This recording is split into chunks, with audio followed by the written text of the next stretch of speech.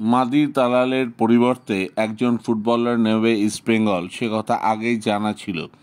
শেষ পর্যন্ত ভেনিজুয়েলার forward Oscar Bruzon select করলেন ইস্টবেঙ্গলের জন্য।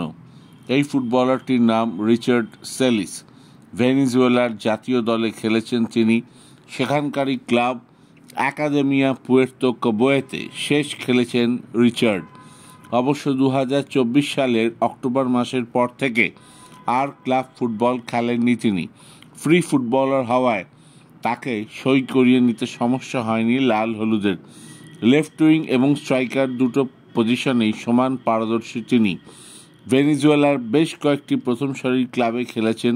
বিশ্বকাপের যোগ্যতা অর্জন পর্বের ম্যাচে লুইস সুয়ারেজের উরুগুয়ের বিরুদ্ধে খেলেছেন।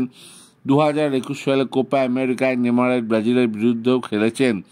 28 বছর বয়সী এই ফুটবলার। ক্লাব ফুটবলে 250-এর বেশি ম্যাচ খেলার অভিজ্ঞতা আছে রিচার্ডের। সেই অভিজ্ঞতা তিনি ইস্টবেঙ্গলে কাজে লাগাতে পারবেন আশাবাদী অস্কার জানিয়েছেন তিনি আশাবাদী রিচার্ড তার অভিজ্ঞতা এবং দক্ষতা কাজে লাগাবে। আগামী দিনে ইস্টবেঙ্গলের সামনে অনেক কঠিন ম্যাচ অপেক্ষা করে আছে। সেই সব ম্যাচে রিচার্ডকে তাদের দরকার।